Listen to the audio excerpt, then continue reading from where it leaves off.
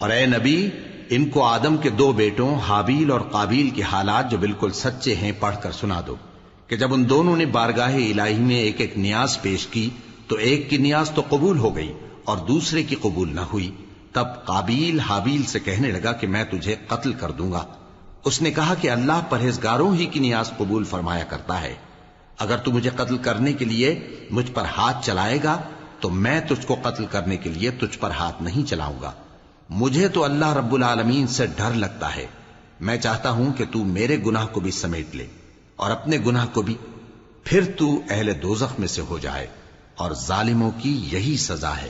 آخر اس کے یعنی قابیل کے نفس نے اس کو اپنے بھائی کے قتل ہی کی ترغیب دی تو اس نے اسے قتل کر دیا، پھر خسارہ پانے والوں میں ہو گیا۔ اب اللہ نے ایک کوا بھیجا جو زمین کریدنے لگا تاکہ اسے دکھائے کہ اپنے بھائی کی لاش کو کیسے چھپائے۔ کہنے لگا، ہائے کمبختی، مجھ سے اتنا بھی نہ ہو سکا کہ اس کوے جیسا ہی ہوتا کہ اپنے بھائی کی لاش چھپا دیتا۔ پھر وہ پشیمان ہو گیا۔ اس قتل کی وجہ سے ہم نے بنی اسرائیل کے ذمے یہ بات لکھ دی کہ جو شخص کسی کو ناحق قتل کرے گا، یعنی بغیر اس کے کہ جان کا بدلہ لیا جائے یا ملک میں خرابی کرنے کی سزا دی جائے، تو اس نے گویا تمام انسانوں کو قتل کیا، اور جو ایک انسان کی جان بچا لے تو گویا اس نے سارے انسانوں کو زندگی دے دی۔ اور ان لوگوں کے پاس ہمارے پیغمبر روشن دلیلیں لا چکے، پھر اس کے بعد بھی ان میں بہت سے لوگ ملک میں زیادتیاں کرنے والے ہیں۔ جو لوگ اللہ اور اس کے رسول سے لڑائی کریں اور ملک میں فساد کرنے کو دوڑتے پھریں، ان کی یہی سزا ہے کہ بری طرح قتل کر دیے جائیں یا سولی چڑھا دیے جائیں یا ان کے ایک ایک طرف کے ہاتھ اور ایک ایک طرف کے پاؤں کاٹ دیے جائیں یا ملک سے غائب کر دیے جائیں۔ یہ تو دنیا میں ان کی رسوائی ہے، اور آخرت میں ان کے لیے بڑا بھاری عذاب تیار ہے۔ ہاں، جن لوگوں نے اس سے پیشتر کہ تمہارے قابو آ جائیں توبہ کر لی تو جان رکھو کہ اللہ بخشنے والا ہے، مہربان ہے۔ اے ایمان والو، اللہ سے ڈرتے رہو اور اس کا قرب تلاش کرتے رہو اور اس کے رستے میں جہاد کرو تاکہ کامیاب ہو جاؤ۔ جو لوگ کافر ہیں، اگر ان کے پاس روئے زمین کا سب مال و متاع ہو اور اس کے ساتھ اسی قدر اور بھی ہو تاکہ قیامت کے روز عذاب سے بچنے کا بدلہ دیں، تو ان سے قبول نہیں کیا جائے گا، اور ان کو درد دینے والا عذاب ہوگا۔ وہ چاہیں گے کہ آگ سے نکل جائیں مگر اس سے نہیں نکل سکیں گے، اور ان کے لیے ہمیشہ کا عذاب ہے۔ اور چوری کرنے والا مرد اور چوری کرنے والی عورت، ان کا ایک ایک ہاتھ کاٹ دو۔ یہ ان کے کرتوتوں کی سزا اور اللہ کی طرف سے عبرت کے طور پر ہے، اور اللہ زبردست ہے، صاحب حکمت ہے۔ پھر جو شخص گناہ کے بعد توبہ کر لے اور نیکوکار ہو جائے تو اللہ اس کو معاف کر دے گا۔ کچھ شک نہیں کہ اللہ بڑا بخشنے والا ہے، بڑا مہربان ہے۔ کیا تم کو معلوم نہیں کہ آسمانوں اور زمین میں اللہ ہی کی سلطنت ہے، جس کو چاہے عذاب کرے اور جسے چاہے بخش دے، اور اللہ ہر چیز پر پوری طرح قادر ہے۔ اے پیغمبر، جو لوگ کفر میں جلدی کرتے ہیں، کچھ تو ان لوگوں میں سے وہ ہیں جو منہ سے کہتے ہیں کہ ہم مومن ہیں لیکن ان کے دل مومن نہیں ہیں، اور کچھ ان میں سے جو یہودی ہیں، ان کی وجہ سے غمناک نہ ہونا۔ یہ لوگ جھوٹی باتیں بنانے کے لیے جاسوسی کرتے پھرتے ہیں، اور ان دوسرے لوگوں کے لیے جاسوس بنے ہیں جو ابھی تمہارے پاس نہیں آئے۔ باتوں کو ان کے مقامات میں ثابت ہونے کے بعد دور لے جاتے ہیں،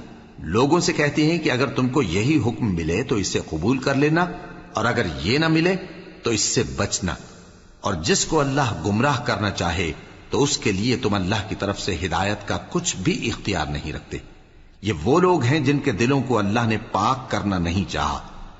ان کے لیے دنیا میں ذلت ہے اور آخرت میں بڑا عذاب ہے۔ یہ جھوٹی باتیں بنانے کے لیے جاسوسی کرنے والے اور رشوت کا حرام مال کھانے والے ہیں۔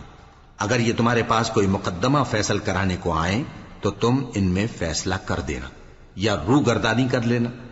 اور اگر ان سے روگردانی کرو گے تو وہ تمہارا کچھ بھی نہیں بگاڑ سکیں گے، اور اگر فیصلہ کرنا چاہو تو انصاف کا فیصلہ کرنا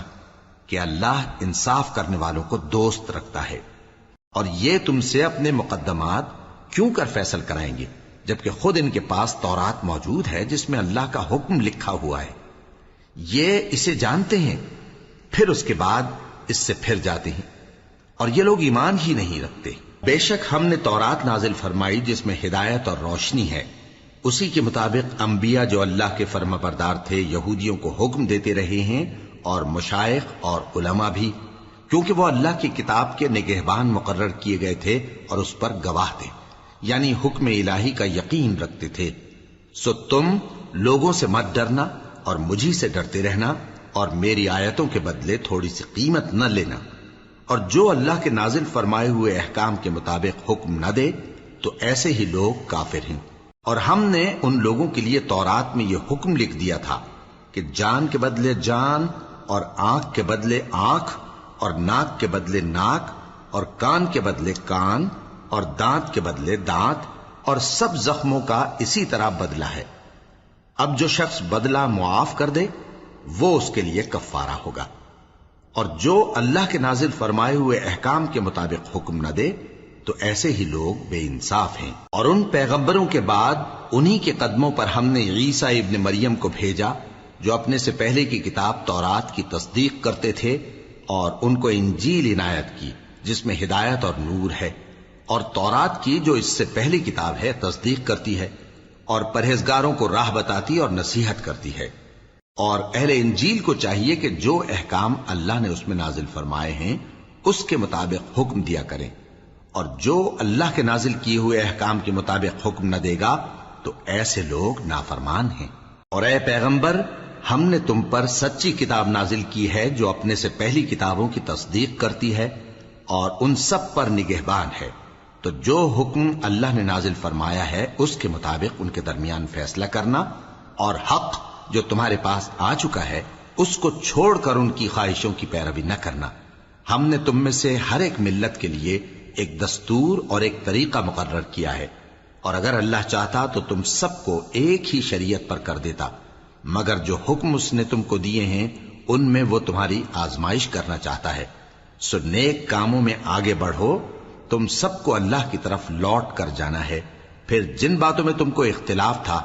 وہ تم کو بتا دے گا۔ اور ہم پھر تاکید کرتے ہیں کہ جو حکم اللہ نے نازل فرمایا ہے اسی کے مطابق ان میں فیصلہ کرنا، اور ان کی خواہشوں کی پیروی نہ کرنا، اور ان سے محتاط رہنا کہ کسی حکم سے جو اللہ نے تم پر نازل فرمایا ہے یہ کہیں تم کو بہکا نہ دیں۔ اب اگر یہ نہ مانے تو جان لو کہ اللہ چاہتا ہے کہ ان کے بعض گناہوں کے سبب ان پر مصیبت نازل کرے، اور اکثر لوگ تو نافرمان ہیں ہی۔ پس کیا یہ زمانہ جاہلیت کے سے فیصلے کے خواہش مند ہیں؟ اور جو لوگ یقین رکھتے ہیں ان کے لیے اللہ سے اچھا فیصلہ کس کا ہوگا؟